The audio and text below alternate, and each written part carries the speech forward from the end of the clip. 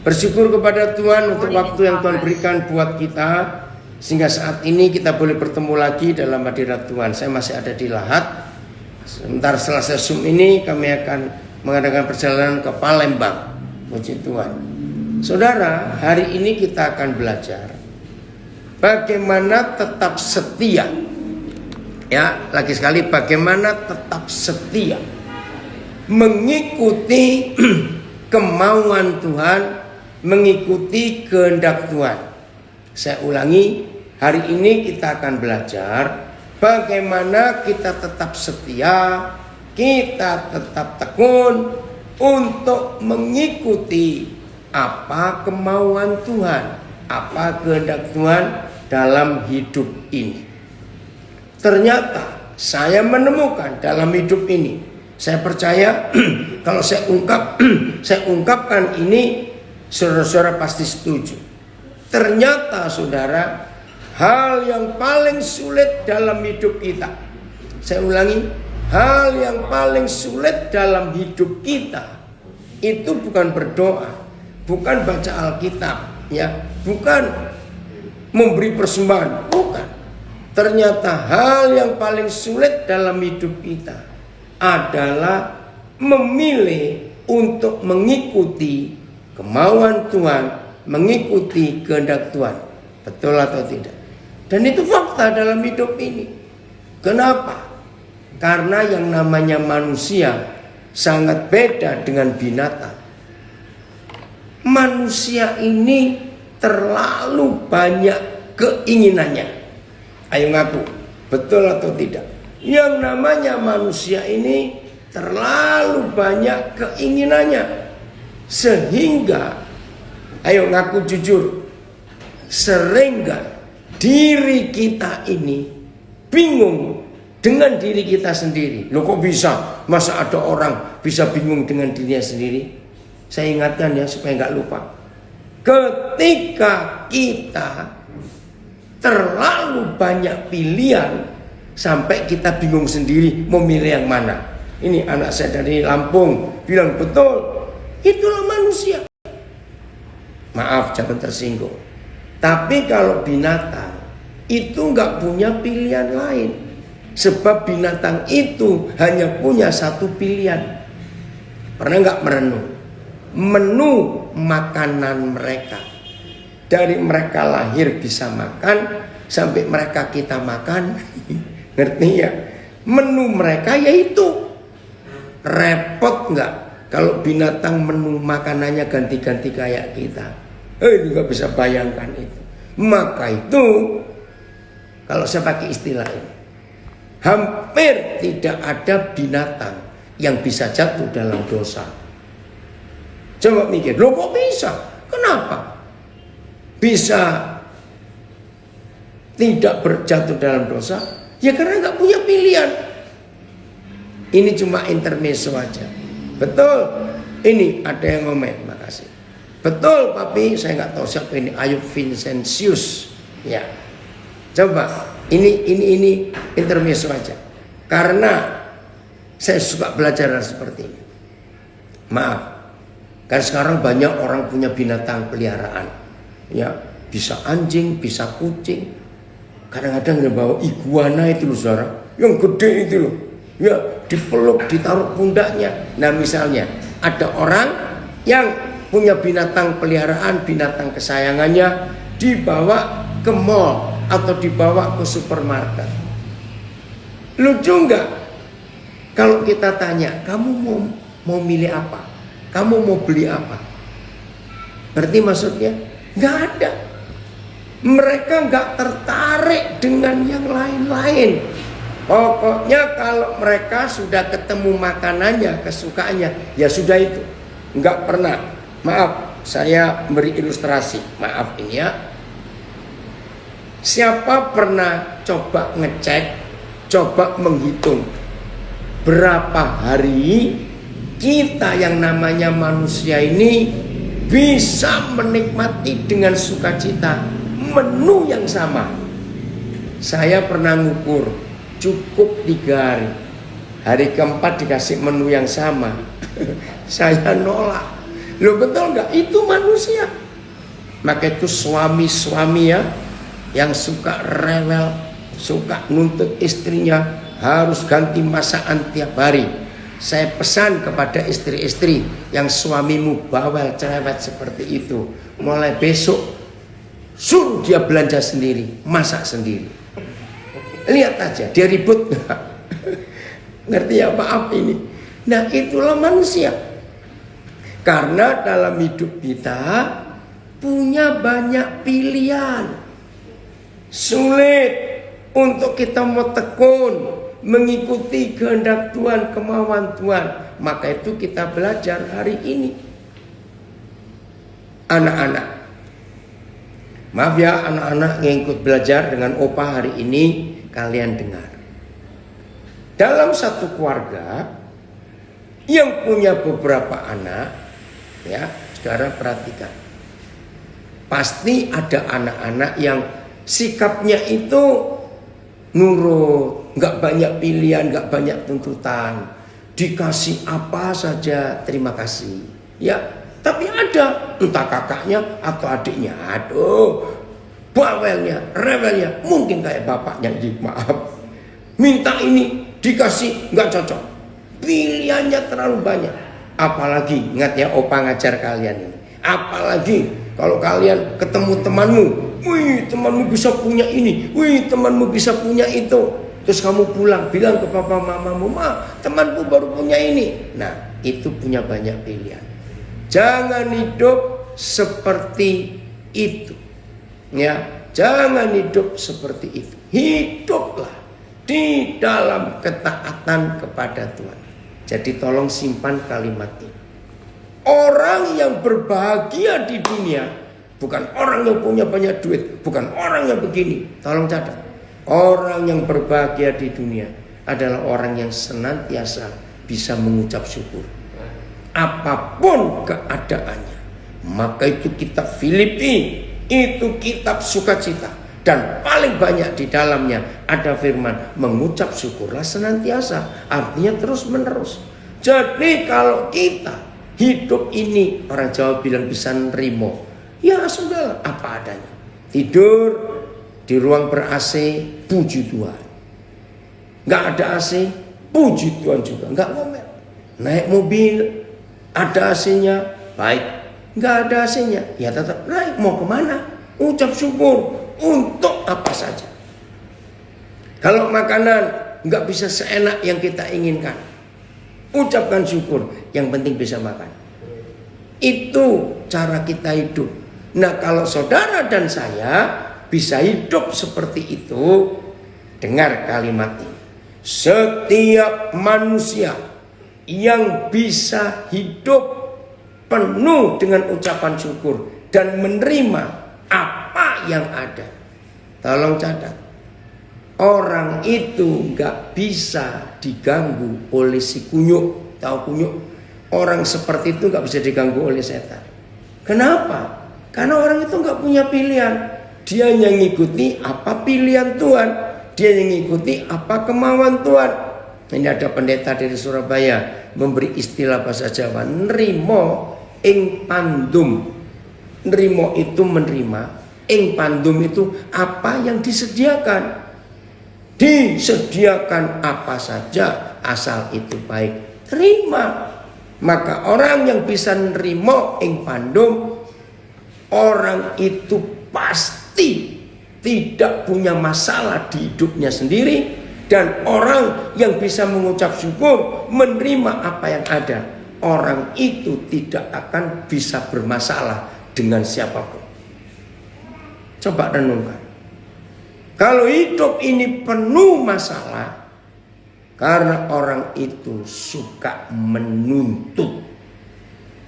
Hidup yang penuh tuntutan itu akan membuat dirinya menderita. Coba renungkan kalimat ini. Orang yang hidup penuh dengan tuntutan, selalu menuntut, harus begini, harus begitu.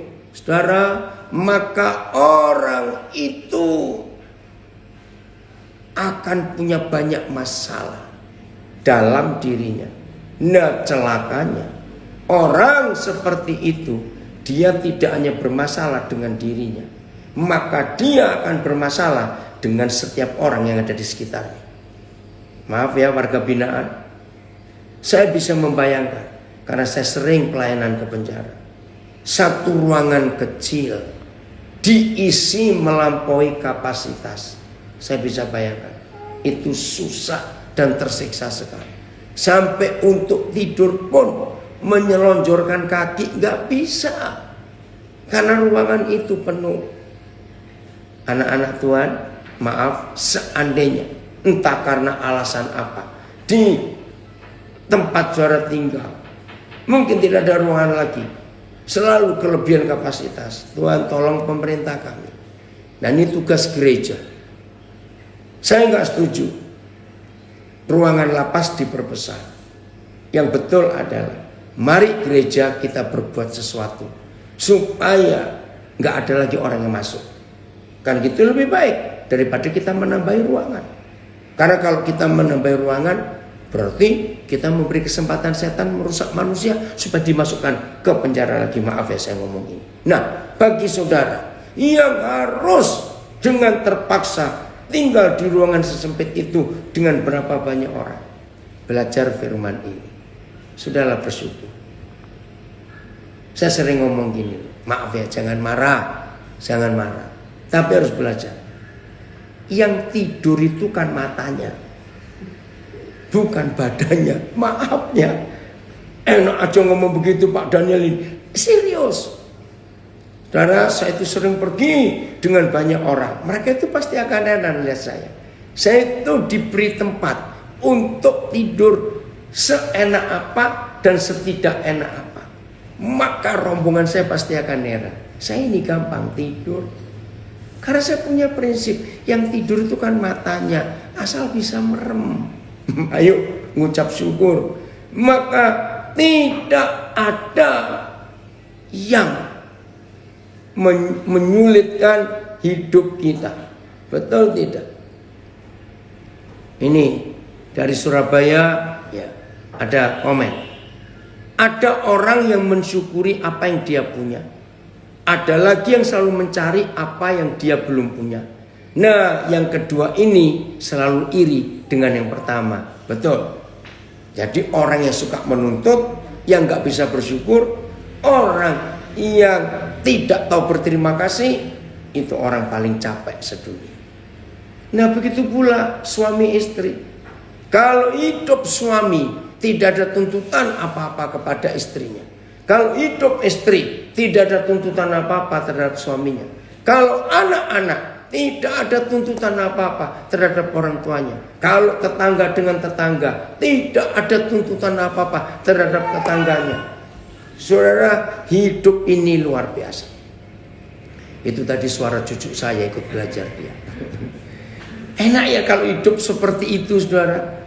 Betul, nerimo ing pandum tadi, apa yang disediakan ucapkan syukur.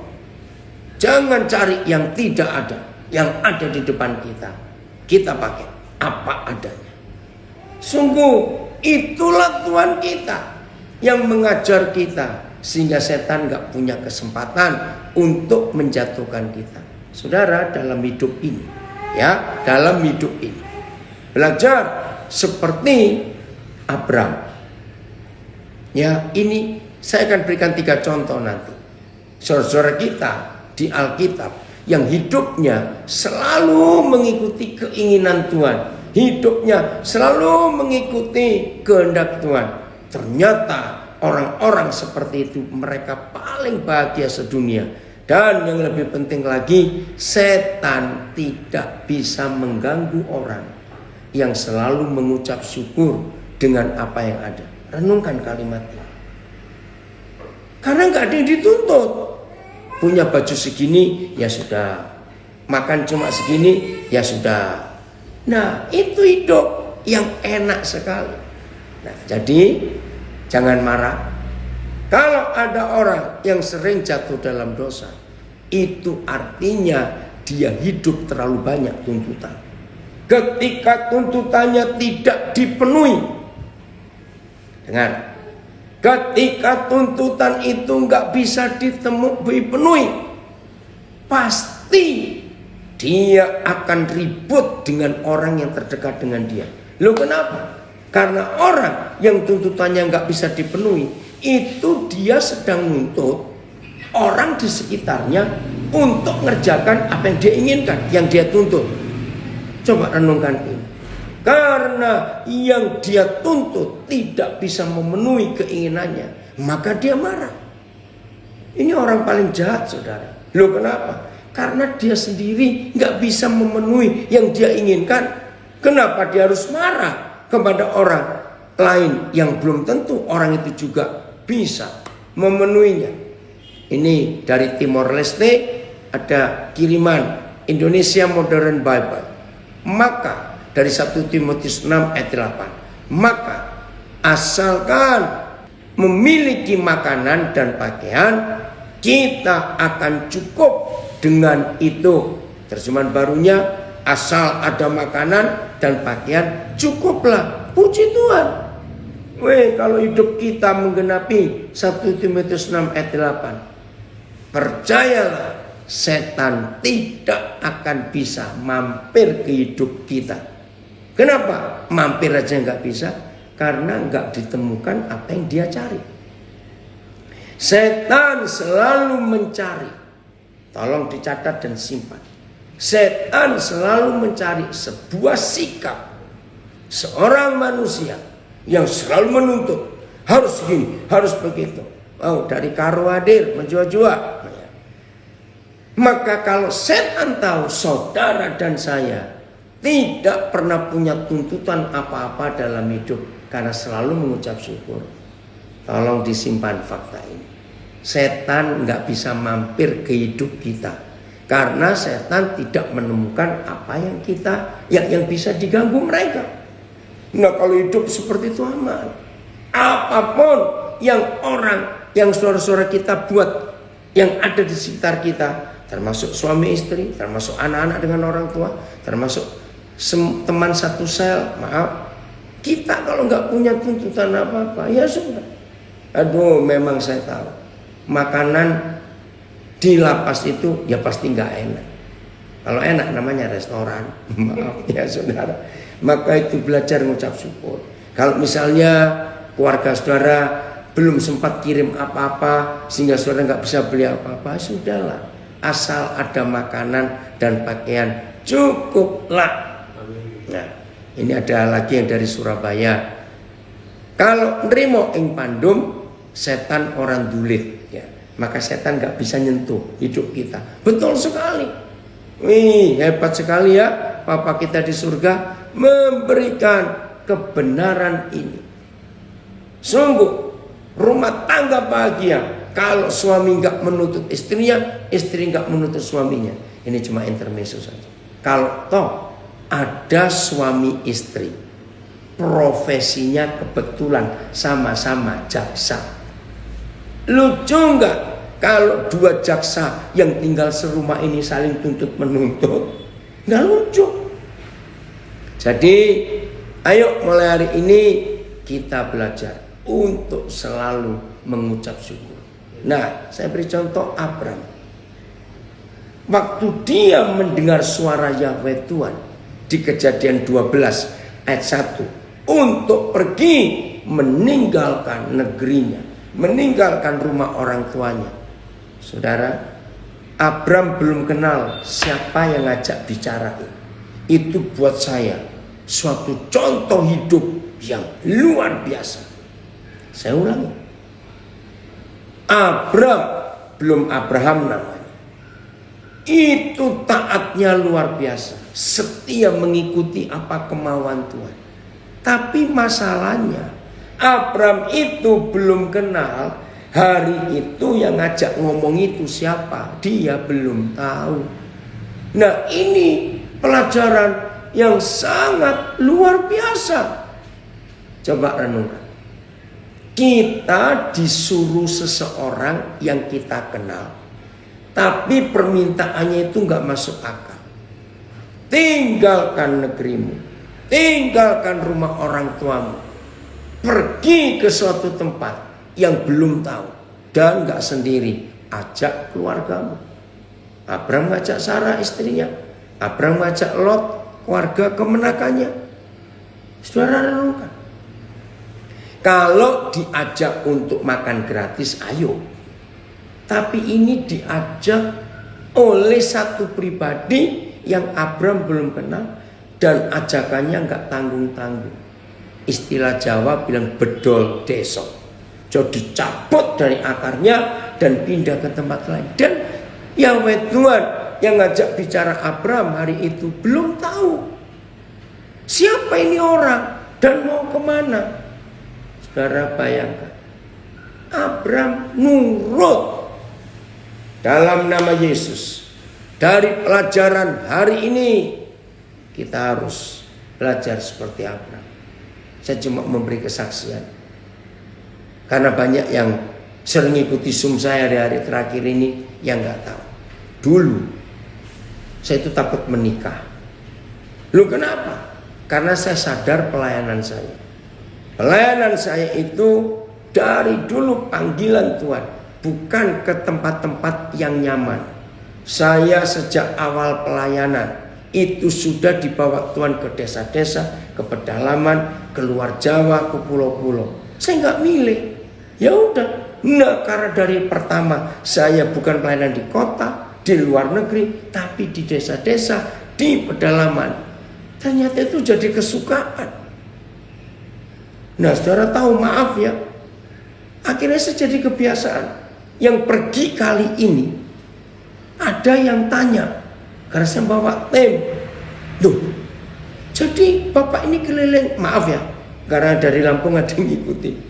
Dari Lampung, lalu ke Palembang, Palembang ke Lahat, Lahat Muara Enim, ke Tanjung Enim, maaf. Nanti ini mau ke Palembang lagi, besok ke Surabaya. Orang ini baru tahu kalau tiketnya itu saya bayar sendiri. Dan saya nggak bayar tiket untuk diri saya sendiri, yang saya ajak saya bayari juga. Orang itu kaget karena dia baru kenal saya. Saya bilang, loh, gak usah kaget. Pelayanan seperti ini saya sudah kerjakan hampir 49 tahun. Dan saya tidak pernah bangkrut. Maka itu tadi yang dari Balikpapan melihat betul, iya, ini luar biasa saudara. Nah, saya takut menikah saudara. Kenapa? Siapa sih mau jadi istri yang suka diajak miskin? Mana ada perempuan seperti itu? Apalagi waktu itu saya kalau keliling kemana-mana pelayanan di desa-desa ya, pedalaman, tidak sedikit jemaat itu ngeluh karena melihat ibu gembala yang tidak menjadi contoh. Waduh, saya ngelihat banyak begitu, saya makin takut menikah. Saya bilang, Tuhan, lebih baik saya nggak menikah daripada pekerjaan rusak gara-gara saya salah pilih istri. Tapi Tuhan tahu saya membutuhkan seorang istri. Nah akhirnya Tuhan ketemukan saya. Tapi gak tanggung-tanggung. Istri saya ini warga negara Kanada. Jadi saya ketemu dia di Kanada. Karena kakaknya itu gembala. Dan mengundang saya untuk retreat di Jumatnya. Dari situ ketemu. Setelah Tuhan memberikan kepastian bahwa dia itu istri saya cuma minta satu. Oh, ini kemenakan istri saya dari Toronto ikut gabung. Ya, dia bilang, siapa? Awas kamu ya. Only my beloved aunt. Jadi istri saya itu disebut oleh kemenakan saya tante kesayangannya. Betul, luar biasa. Nah, ketika Tuhan sudah jelas bicara kepada saya, dia itu istrimu. Saya cuma memberi syarat satu kepada dia. Kalau memang kita ini Tuhan yang pertemukan, saya akan ajak balik kamu ke Indonesia. Jadi dia itu sekeluarga besar sudah pindah ke Kanada berapa puluh tahun yang lalu. Mikir loh saudara, yang di Indonesia aja belum tentu mau. Betul, ngajak hidup seperti saya ini. Oke? Nah, terus saya bilang, tapi kalau kamu balik ke Indonesia, ikut ke Papua. Nah, Ini berapa teman-teman baik saya ngawur aja kodeng ini. Loh kok ngawur? Ya habis mau bagaimana lagi? Karena Tuhan berikan dia sebagai istri saya, maka saya harus ngomong. Saya beri kesempatan 3 bulan untuk berdoa. Nah, saya ini ngomongin istri saya, dia ikut saya di sini di Instagram. Saya beri kesempatan 3 bulan berdoa. Maaf ya, dalam hati. Mudah-mudahan nggak mau. Mudah-mudahan nggak mau. Itu hati saya. Saya kaget setelah 3 bulan dia menjawab, oke aku siap. Hah? Ikut ke Papua. Saudara, kami tinggal di Nabire. Jangan bayangkan Nabire itu kota sebesar apa. Begini saja. Rumah yang kami tempati sejak tahun 94, 1 September sampai hari ini nggak ada nomor rumah. Sekecil apa itu Nabire? Terus lampu lalu lintas cuma ada 2. Keren ya. Jadi jangan tanya mall, nggak ada. Itu loh. Maka itu istri saya luar biasa. Sekarang orang-orang tahu betapa hebatnya dia. Oh inilah, tolong aku ngadir juga. Orang yang mau hidup taat kepada Tuhan, ngikuti kemauan. Apalagi selama pandemik ini saudara. Istri saya itu di Nabire sejak Maret 2020 sampai hari ini nggak keluar-keluar. Bayangkan, hebat. Maka itu saya ingin katakan kepada pria-pria, kalau cari jodoh jangan tersinggung. Carilah istri yang bisa diajak miskin dan gak ngomel. Pasti engkau panjang umur. Maafnya. Dan itu betul. Aduh Tuhan terima kasih. Oh ini anak saya Jefta, so sweet papa dan mama. Memang begitu. Iya. Ini ada komen dari Surabaya. Zaman ini juga mana ada sih Pak Pendeta gadis yang mau dijadikan istri tapi tetap susah. Jadi salut buat Ibu Pendeta hebat. Betul, puji Tuhan untuk itu. Luar biasa. Ini ada yang komen, Pak Pendeta Roland Purba, susah stoknya, masih ada. Jangan suruh bilang gak ada, percaya itu. Oke ya. Nah, jadi intermezzo saya begini loh. Saya saja yang gak mau menikah, Tuhan nikahkan. Apalagi yang pengen-pengen. Tunggu, jangan milih sendiri kamu. Awas kamu milih sendiri. Oke, kembali pada Abram ya. Jadi Abram itu tidak punya pilihan. Maka itu ketika Tuhan tahu dia nggak punya pilihan, gampang Tuhan menyuruh dia. Betul ya saudara? Wah itu hebat sekali.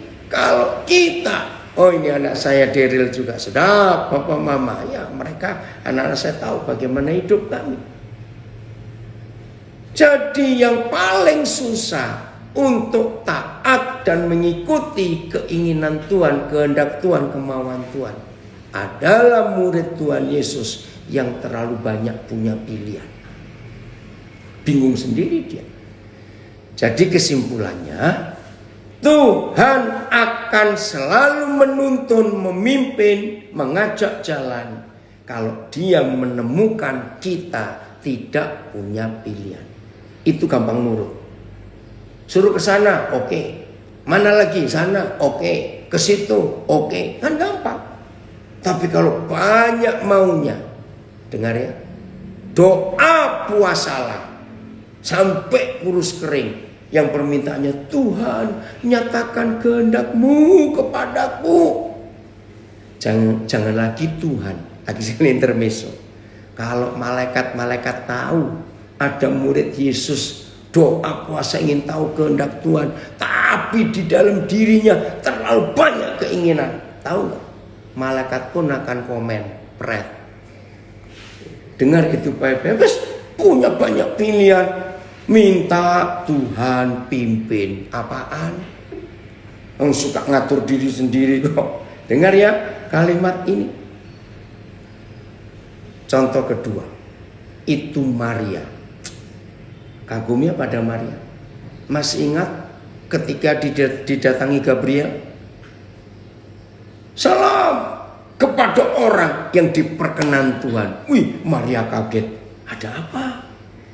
Terus malaikat Gabriel bilang, begini loh, aku diutus Tuhan. Ingat zaman itu hukum masih keras berlaku. Ketahuan berzina, masih ingat? Bukan dilempari bakpao, kan enak. Dilempari batu sampai mati. Ngeri sekali. Ketika Gabriel menjelaskan, begitu teliti. Terus Maria akan tanya, bagaimana mungkin hal itu terjadi? Aku kan belum bersuami. Wajar bukan tanya seperti itu? Saudara, ini luar biasa. Ini intermezzo saja saya. Kira-kira tahun 74, saya lupa. Tiba-tiba Roh Kudus ngajar saya tentang hidup Maria. Nah, begitu dalamnya pelajaran itu sampai saya itu bisa betul-betul, kalau saya jadi Maria.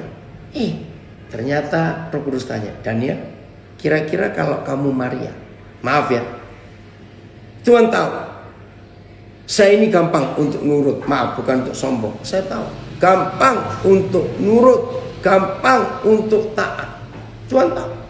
Nah, dia tanya gini, Daniel, aku tahu kamu suka nurut. Tapi seandainya kamu itu Maria, kira-kira kamu punya syarat enggak? Saudara, saya itu mikir, oh iya ya, kalau Maria seperti saya, kira-kira syaratnya apa? Nah, ini saya nggak tahu saudara semua yang warga binaan, ya, yang di rumah di mana saja. Coba kalau saudara Maria syaratnya apa? Nurut, taat. Nah, saya Maria. Saya kaget saudara. Ternyata kalau saya ini Maria, saya syaratnya begini. Tuhan, aku siap hamil sebelum menikah. Ingat, risikonya mati. Dan matinya nggak langsung dilempari batu sampai mati. Ngeri sekali.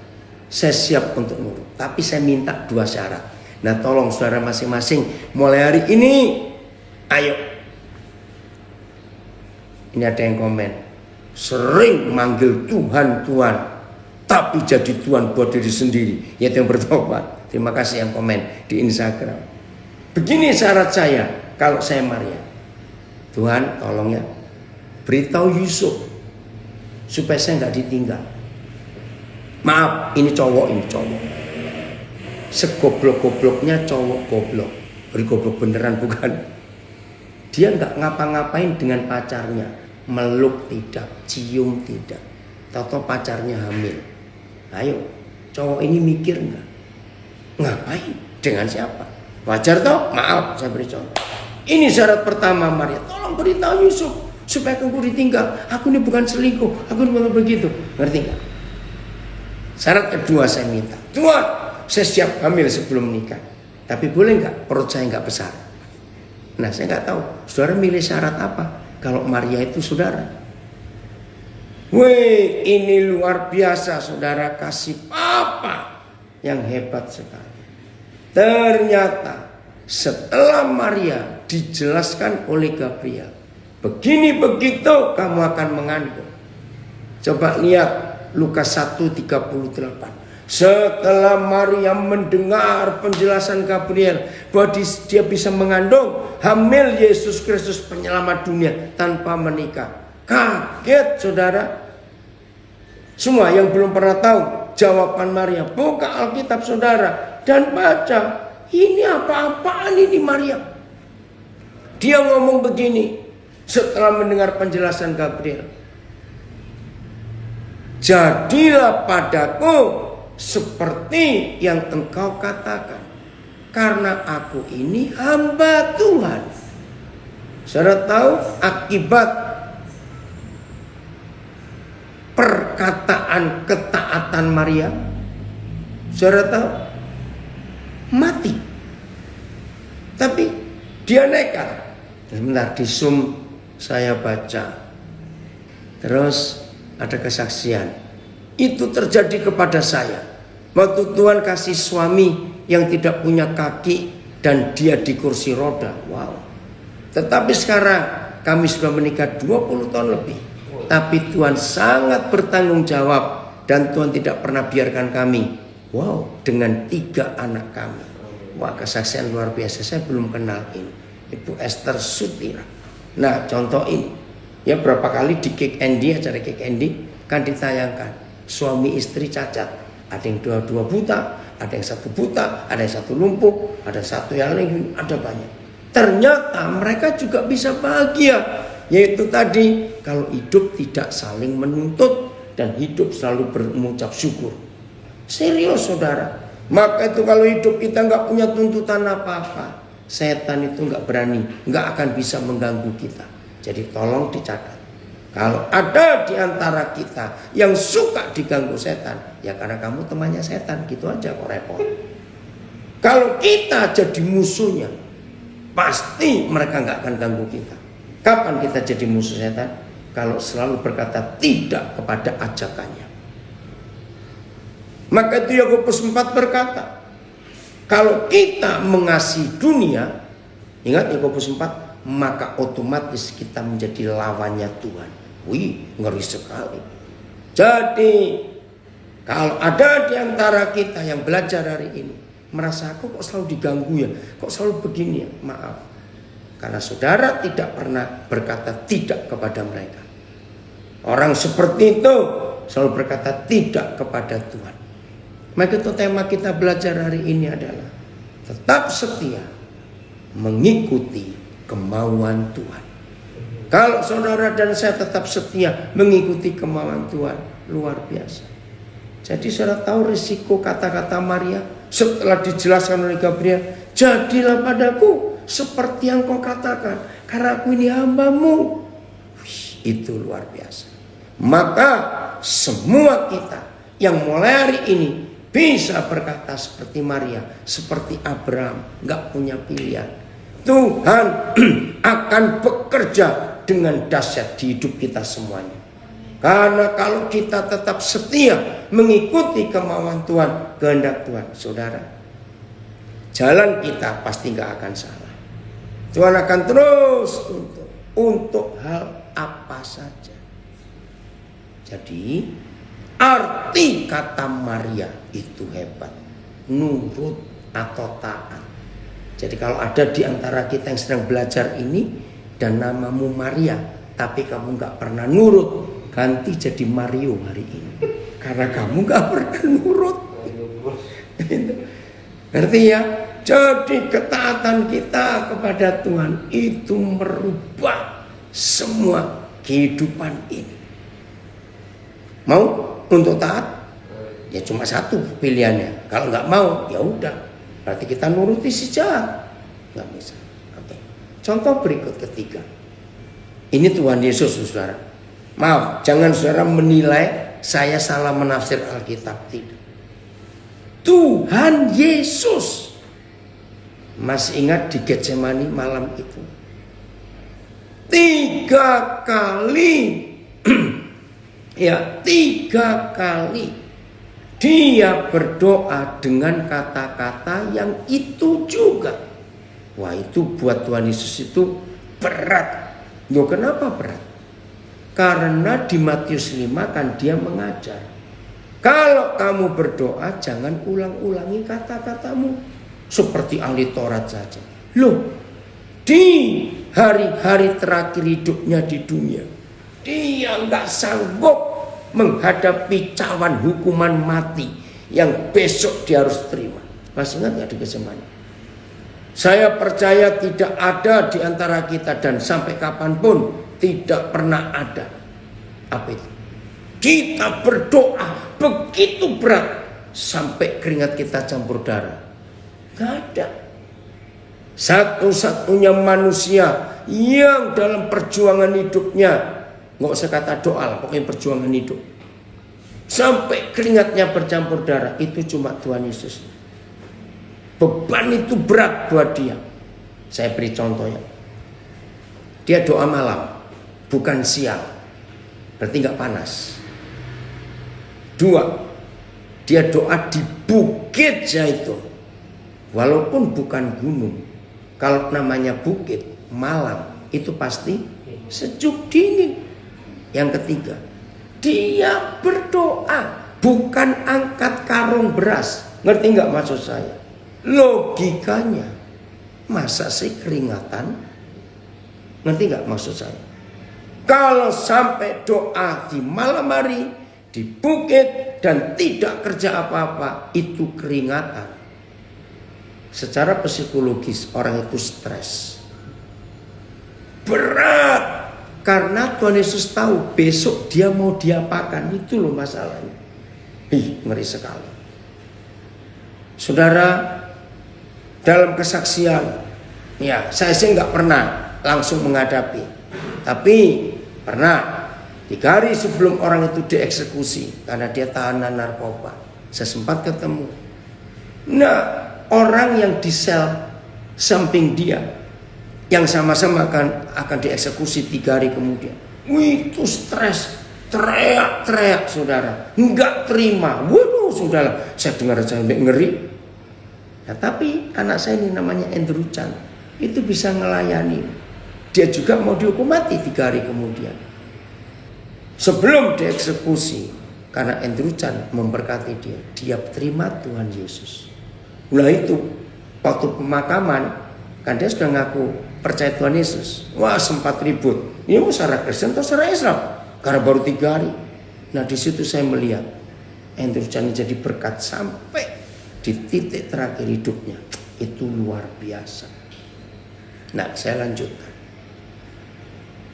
Tuhan Yesus bergumul untuk menghindari hukuman mati besok yang dia mau terima.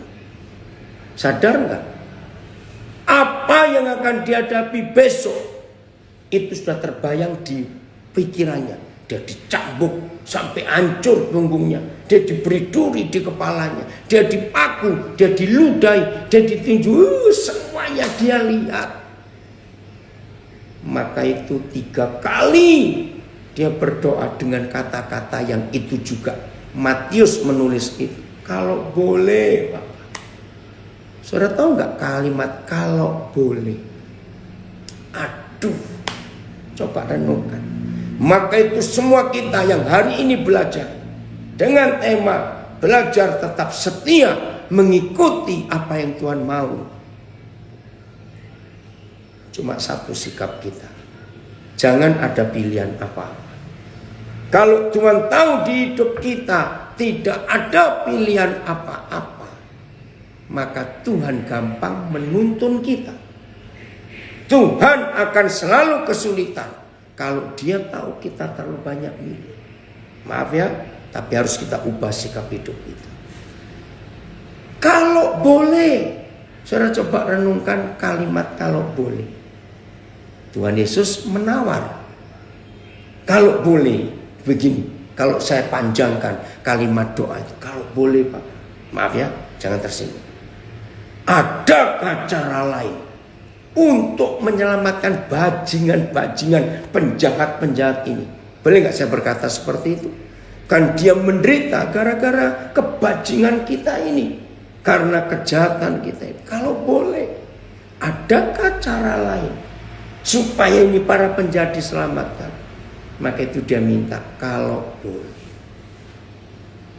Cawan ini lalu daripadaku. Nah, dalam sejarah Romawi begini. Jaksa dan hakim tidak pernah menyatakan hukuman mati. Itu tidak ada. Lah bagaimana persidangan tahu orang ini bebas atau dihukum mati? Nah, akhirnya ada kode ke belakang. Kodenya apa? Ambil cawan, anggur asam dan pahit. Begitu petugas pengadilan kerajaan Roma menyodorkan cawan itu bagi terdakwa, sidang selesai, orang tahu mati dia. Maka itu doa Tuhan Yesus, kok boleh cawan ini lalu? Aku gak bisa terima. 3 kali lu dia berdoa. Saudara, akhirnya maka itu di akhir pelajaran ini, kalau saudara dan saya mau menang dan bisa mengikuti semua kemauan Tuhan, berdoa seperti Tuhan Yesus. Tapi jangan cuma ngomong. Coba bayangkan, kalau Tuhan Yesus berkata, apakah ada cara lain Bapak? Kalau boleh, hukuman ini aku lalui. tunjukkan cara lain. Ya nggak ada. Harus begitu. Terus dia pakai kalimat ini. Kalau begitu, kehendakmu lah yang jadi, bukan kehendakku. Saudara tahu? Nggak ada pilihan. Tidak ada pilihan. Maka itu saya katakan, belum ada seorang pun di antara kita berdarah-darah waktu berdoa. Nggak ada. Tapi Tuhan Yesus mengalami itu. Nah, masalahnya gampang atau mudah bukan mengucapkan doa ini. Kalau begitu Tuhan, bukan kehendak yang jadi tapi kehendakmu. Saya nggak tanya mengucapkannya loh. Saya tanya prakteknya. Ayo, di sini ada yang jawab susah. Tidak. Saudara yang menjawab susah, itulah tandanya saudara terlalu punya banyak pilihan. Ngerti nggak maksud ini? Jadi susahnya bukan itu. Susahnya itu adalah apakah saudara mau membuang pilihan-pilihan, tuntutan-tuntutan yang lain. Nah, kalau Tuhan menemukan di antara kita sudah seperti Abraham, seperti Musa, seperti Tuhan Yesus tidak punya pilihan, yakinkan tidak perlu doa puasa untuk mencari kehendak Tuhan. Otomatis Tuhan akan berbicara dan memberitahu kepada kita kalau Dia tahu kita nggak punya pilihan. Pilihan kita cuma satu, nurut. Disuruh apa saja. Maka itu ketika rekan saya Pak Pendeta Erastus Sabdono ngubah lagu Suka-sukamu Tuhan, saya langsung bicara dengan dia. Ini lagi mimpi apa? Kok bisa ngubah lagu seperti ini? Nyanyinya enak, apalagi irama dangdutan. Suka-sukamu Tuhan. Tapi prakteknya, aduh, tidak segampang itu. Betul tidak, saudara? Tapi hari ini, kalau semua kita bisa menjadi pelaku firman, hobi kita, kesukaan kita cuma satu, selalu nurut, selalu nurut. Maka itu tema kita hari ini luar biasa, menurut. Ikuti dengan setia apa kemauan Tuhan dalam hidup kita. Maka kalau Tuhan menemukan itu di hidup kita, maka kita berkata, bukan kehendakku Papa, tapi kehendakmu yang jadi. Pasti terjadi. Karena gak punya pilihan. Yang terakhir Yusuf. Aduh, saya tiap kali bicara tentang Yusuf ini saya kagum pada anak muda ini. Dia gak punya pilihan loh saudara.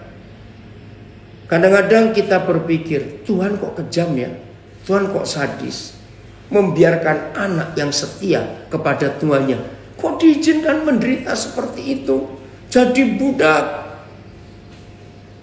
Terima kasih Mauricio menulis, pilihan kita sebagai orang-orang percaya adalah penundukan diri kita untuk taat kepada Papa. Setuju Mauricio?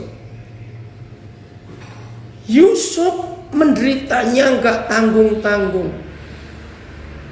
Betul, masih ingat ya? Tolong yang belum pernah tahu hidup Yusuf, baca. Penderitaannya enggak tanggung-tanggung.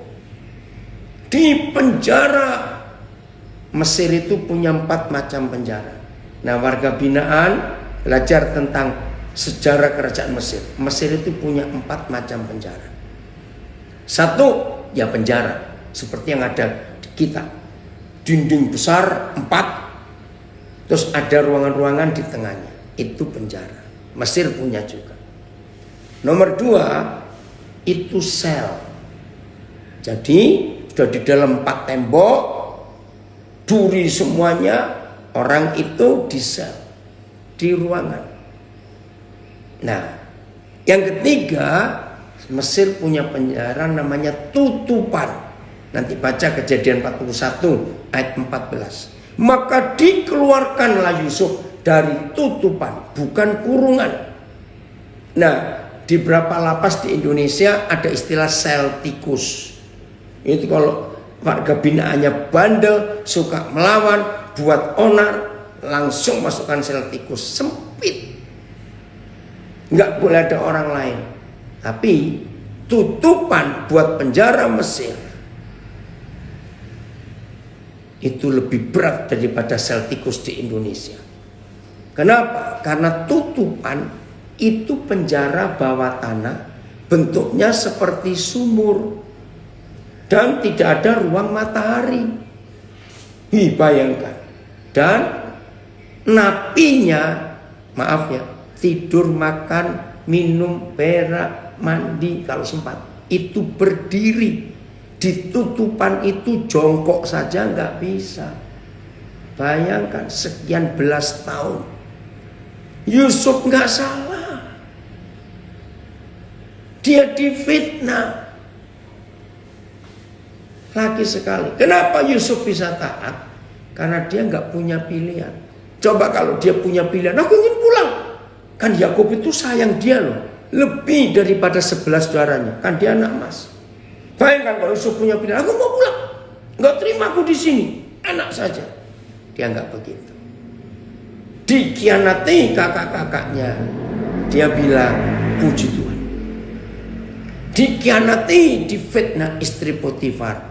Puji Tuhan juga. Itu kuasa pengucapan syukur. Saudara tolong catat berapa kali saya mengajar. Yusuf itu divonis seumur hidup tanpa diadili. Sudah divonis seumur hidup tanpa diadili, berarti kan sangat tidak adil. Dia tidak punya kesempatan untuk membela. Berarti habis. Tapi kok bisa dia bersyukur? Dia bisa menerima. Maka itu kita tidak menemukan satu ayat pun atau sepotong ayat. Yusuf ngomel, Yusuf marah, Yusuf dendam. Enggak ada. Selesai kita belajar ini. Mari kita temukan di hidup kita masing-masing. Kalau toh ada di antara kita misalnya menemukan, aduh, aku hanya punya 2 pilihan. Jangan bangga. Harus tetap punya 1 pilihan. Apa pilihan kita? Taat. Mengikuti apa saja kemauan Tuhan. Tidak yang lain-lain. Maka kalau kita seperti ini, saudara, setan gak berani ganggu kita. Karena setan gak bisa ngajak kita. Maka itu sampai kejadian pasal 50, Yusuf dipanggil Tuhan. Itu yang saya terharu sekali. Yusuf tidak punya daftar dosa. Itu luar biasa. Musa punya, Abraham punya, Daud punya, Salomo pun. Tidak, Yusuf gak punya sampai dia mati. Keren bukan? Maka itu kalau hari ini saudara dan saya mau hidup seperti Abraham, Maria, Tuhan Yesus, Yusuf gak punya pilihan kecuali satu. Aku mau mengikuti kehendak-Mu ya Papa. Ini dari Calgary, Kanada, ada yang bersaksi. Baru saya mau bilang soal lagu Suka-Sukamu Tuhan. Lagunya enak dan ceria. Dulu kalau nyanyi ini ya nyanyi aja. Tapi kok sekarang kalau nyanyi ini mikir. Ini lagu kelihatannya sederhana, tapi ternyata dijalaninya gak semudah membalikkan telapak tangan. Betul. Tapi kalau kita gak punya pilihan nyanyi lagu itu gampang. Dan gak bisa seceria waktu kita nyanyinya dulu. Loh jangan begitu. Setelah kita tahu kebenaran ini, suka-sukamu Tuhan, ya harus bisa. Maaf ya, kalau saudara tetap berkata gak bisa, hati-hati loh. Jangan-jangan jadi langganan setan kamu. Aduh, maaf. Hebat ya firman Tuhan ini. Jadi sampai hari matinya Yusuf, dia nggak punya catatan dosa. Karena dia sudah berserah, nggak punya pilihan lain. Maka itu akhirnya setelah Yusuf keluar dari penjara dan jadi orang nomor 2 di seluruh kerajaan Mesir, saya punya istilah. Akhirnya setan ngomong gini, sob, orang Jawa bilang ucup gitu ya. Mulai sekarang sesuka-sukamu, senjata kami sudah habis. Jadi kami nggak punya senjata lagi untuk menjatuhkan kamu. Wih, keren sekali. Berbahagialah setiap kita. Saya ulangi, berbahagialah setiap kita. Kalau hari ini kita bersama-sama setelah dengar firman Tuhan ini praktek suka-sukamu Tuhan. Aku nggak punya pilihan dalam hidup, suka-suka. Aduh, ini dia yang luar biasa. Kalau hidup kita betul-betul taat, serius, maka mau tidak mau Tuhan akan dipermuliakan dalam hidup kita semuanya. Lakukan firman itu, hidup sungguh-sungguh. Pilihan kita cuma satu, mengikuti kemauan Tuhan. Roh Kudus menolong kita untuk kita menjadi pelakunya.